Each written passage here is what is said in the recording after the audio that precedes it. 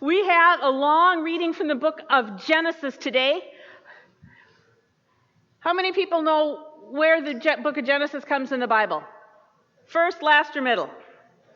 First. Hey, what a smart crowd. All right.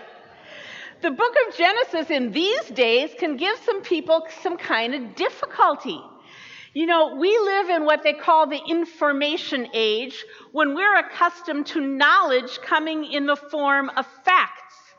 And so there are people who say that the book of Genesis was meant to be read as a science lesson, as a description of precisely how God made the world. Not so much that God is the source of life, but how God is the source of life. And we run into some problems whenever that happens. There are some people who will tell you that God can't be the creator and have a world that evolves and continues to evolve. I don't believe that's true. But sometimes people will say, I believe in the Bible. Well, I'd rather they said, I believe in Jesus Christ, who we see through the Bible. But, you know, it's a place to start. But then sometimes I make a little trouble because I'll ask those people, well, which creation story do you believe in? And then there's a little trouble, because what some people don't realize is that the book of Genesis has two creation stories side by side. In one, creation takes 6 days and God rests on the seventh. In the other, creation all happens in one day. In one creation story, male and female are made at the same moment in the image of God. And in the other creation story, the one that we heard today, male and female are made at different times, and the female is made out of a rib from the man's side. In one creation story, the prehistory is wet and dark and murky. And in the other creation story, the one we have today, there is nothing but dry land and dust. So what's going on? How come we have two creation stories? Which story do we believe in? I want to suggest that we're asking the wrong question. The people who told those stories for thousands of years before there was written language to put them in, the people who told those stories and collected them, they weren't stupid. They knew that they had two different stories of how creation took shape. And they didn't try and decide between them. Instead, they put them side by side right there in the front of the Bible, so that we could read them both and understand the unique insights that each one has to give. What these stories together say in the most powerful way imaginable is that life didn't happen by accident, that all of life comes about through God and by God and for God. And God says it's good. This is one of the ways in which the Judeo-Christian, the Jewish Christian understanding of the origins of the world differ from those of the Eastern religions. When it comes to ethics and how we should treat people, when it comes to valuing peace and kindness, the Eastern religions and Judaism and Christianity have very, very much in common. When it comes to morality, we're very much on the same page. But the place we differ is in the world and what it means. In the Eastern religions, and this is a gross simplification, of course, but in general, the Eastern religions teach that life is something that is, the pain and the joy of life is an illusion, and it is something that is to be escaped and left behind. Whereas the Judeo-Christian tradition is very insistent on saying life is made on purpose, God's purpose, and God caused it to be. That is one of the things that is distinctive about our particular take on things. So let's go back through the story a little bit. Sometimes I'm going to be retelling the story, and sometimes I'm going to be doing a little bit of a line-by-line thing, because I'm learning a whole new way to preach along with this new lectionary. So you may have to be patient with me and, give me a little feedback and coaching if this isn't working so well for you. But anyway, you may want to open your bulletin, your worship folder. Sometimes you might even want to bring your own Bible and a pencil to scribble in the margins. Totally up to you. Whatever's comfortable for you is just fine. Starting about verse 7, the Lord God formed man from the dust of the ground and breathed into his nostrils the breath of life. How many of you have ever been in an Ash Wednesday worship service? Anybody? A few people? When the ashes go on our foreheads, the words come, remember that you are dust, and to dust you shall return. That's where this comes from. All of life was in the dust until God breathed life into it. The word here for Adam is Adam, which literally means the earthling or the mud kid. Made out of dust, made out of mud. That's the name Adam, and the word for earth is Adamah. Little pun action going on here. There's a pun going on with man and woman too. Ish is man, Isha is woman. Little bit of puns showing us how connected all of creation is. And then it says God breathed into the earthling's nostrils the breath of life. Another Hebrew factoid, the word for breath and the word for spirit is exactly the same word. So it's the translator's choice whether you translate this as he breathed into them the breath of life or the spirit of life. But the punchline comes in the next little bit.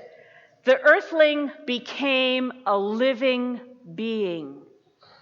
I say that's the punchline because in story form it's telling us there is no life apart from God. There is no breath, no spirit, no living thing that has not its origins in the one God. Out of the ground, God made the human beings. Out of the ground, the Lord God made to grow every tree that's pleasant to the sight, good for food. I'm thinking also of the vines, like the cantaloupe that Harlan Lipker brought into the office late yesterday. That's got to be the sweetest cantaloupe I've had in ages. The tree of life in the midst of the garden, and the tree of knowledge of good and evil. And if you eat of that tree, you will die. This is another thing that's hard for us to understand in our information age. We are so accustomed to thinking of knowledge as fact. The composition of oxygen and nitrogen in the atmosphere is a fact. The color of these seats, we may disagree whether it's green or blue, but it's still a fact. Many things that we can know are facts. But that's the way we think now. In the thousands of years ago, perhaps as many as 5,000 years ago, that these stories were being told, knowledge wasn't necessarily limited to fact. Knowledge was something that went much deeper than that. How many of you adults have heard somebody say that one person knew another in the biblical way, wink, wink? Yeah. For a man and woman to know each other deeply, intimately, to share the most profound connection two people can, that is to know in the biblical language. When we have knowledge in biblical terms, one is changed forever. When my children were growing up and it became time to talk about the sexual values of our families, one of the conversations that we had was to acknowledge that many things feel good, but once you give away a part of yourself, you don't get it back. You are changed.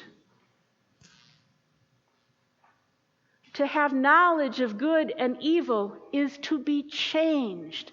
To have knowledge of good, that is, to have knowledge of God, is to be changed in your very being. And that's what God has hoped for all along. That's why God created beings that could know Him and be in dialogue and talk and relate to God. But to have knowledge of evil is also permanently to change one. We have a diagnosis that's increasingly common in our time. It's called post-traumatic stress disorder. You probably know someone who suffers from it, if you, in fact, you yourself do not. Post-traumatic stress disorder is one very concrete way of saying the knowledge of evil profoundly changes us. It's not just a fact that's out there. It's not something we know in our head. The knowledge of evil profoundly changes us. So when we're talking about the tree of knowledge of good and evil and to eat of it being death, God's not saying that He doesn't want us to know stuff. This isn't about God saying, I want you to be stupid for all your life. This is about God talking about the kind of influences that alter radically who we are.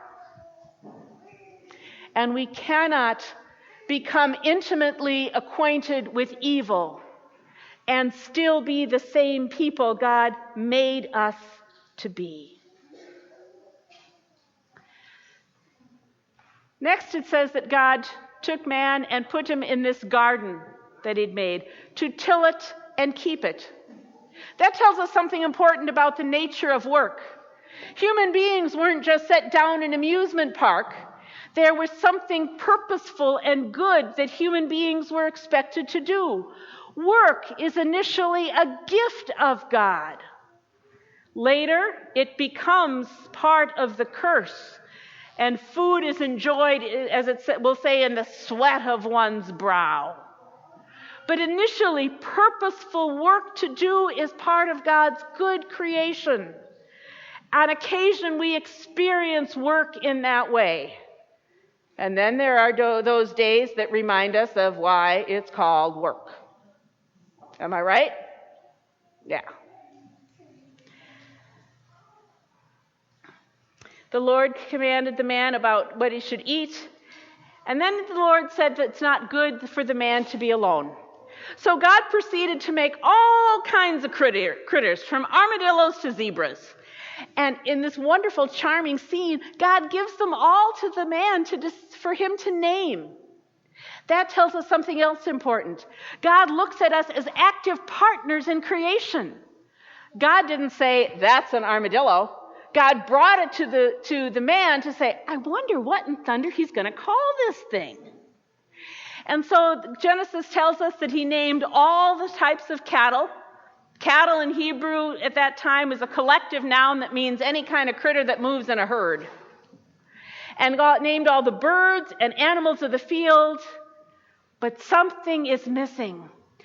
For the man, there was no helper, no partner, no companion found for him. So then God caused a deep sleep to fall upon the man, and he slept. He took one of his ribs and closed the place up with flesh. And the rib that the Lord God had taken from the man, He made into a woman, and they brought them to one another. What's the point of this? Those of you who are in the health professions, you may be thinking, and I wouldn't blame you because I go to the same place, an X-ray doesn't substantiate that anyone is missing a rib. But here again, we're not talking about anatomy. We have an incredibly sensitive and tender way that God shows us how men and women, boys and girls are made from the same stuff, filled with the same life, and meant to be together. My dog Silas is very affectionate, and he loves to hold paws. If you came to my home, he would put his big old paw up on your knee and expect you to hold it. Well, that's okay. You can hold a paw, but you can only hold it like that. Paws aren't made to hold. Adam needed someone who was a partner, a companion in life. And to all of us who are human beings, we are given one another in a way that is unique and powerful. We are part of God's vision for how the earth can unfold. Can you hear Adam's joy in verse 23? This at last is bone of my bones and flesh of my flesh. Finally. I won't take a survey, but I've heard enough stories of how people have met their spouses to bet that there's quite a few of you in here who, if I asked you, would say, when you met your spouse, it felt like you'd known them forever. This is bone of my bone and flesh of my flesh. Adam is delighted, and the human family takes shape. And therefore, Genesis explains, a man leaves his father and mother and clings to his wife, and they become one. This is to explain why in the world children grow up and want to leave home. Why should you leave home when mom's doing the laundry and providing the food and there's a comfortable bed to sleep on? Why would you ever want to leave home?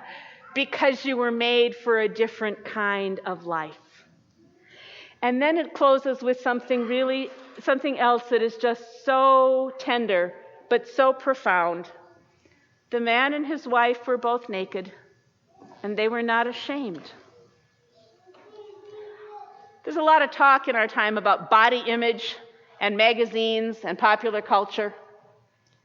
Think about how incredibly freeing it would be never, ever to worry about that little muffin top. Never to worry about how much of your belly hangs over your belt. Never to worry whether your parts are arranged in the most pleasing way or not. How powerful and beautiful it would be to simply be and never be ashamed. That's the creation that God had in mind for us. That's what the knowledge of goodness does for us. No shame, acceptance by God and by others. Being human, we found a way to wreck that. But we're not going to talk about that this week. We're going to remember how purposefully and beautifully and tenderly the life that God gives the whole world has come to us.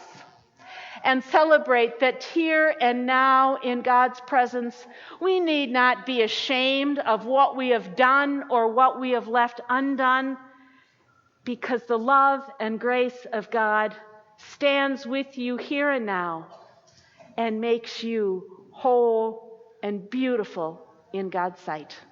Thanks be to God.